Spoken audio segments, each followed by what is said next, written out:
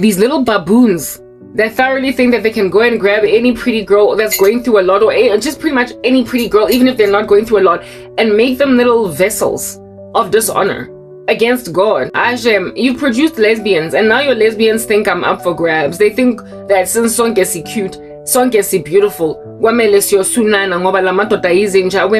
you done made yourselves nice and mad at these ugly beasts. You are the ones that are mad at them from the vantage point of having lain yourself prostrate before these freaks. I don't know how you're gonna be that beautiful, that essentially spotless, the way that there's no crack on you, and allow yourself to be immersed in the center of an orgy with crazy men for the sake of amassing for yourself great wealth. Y'all are not exactly from Mikuku. You did not grow up in hardship. You did not grow up in the heat or the center of gang violence. You had a decent single mom, or both parents were still married maybe to this day.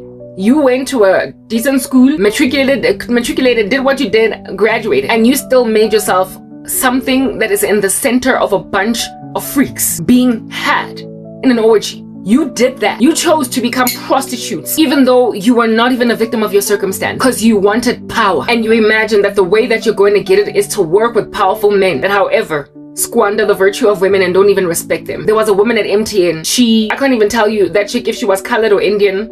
Mara, she looked very exotic, mega muslim. She was in a cult and she wreaked havoc in my life. I'm lawyer with a whole chunk of executives and a whole chunk of senior managers. This chick was such a lightning strike, highly educated, doing really well, coming from a decent family, and she chose to be a whore in the center of a bunch of salivating men in the interest of acquiring great power. She ultimately quit her job to go and start a business, and unlike the rest of us, when we try our hand at business and it falls apart, or you could win or not, you win some, you lose some.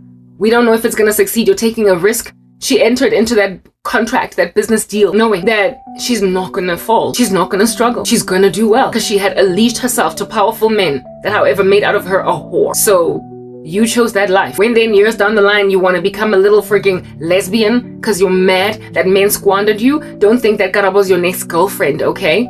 I didn't do what you did. Yeah.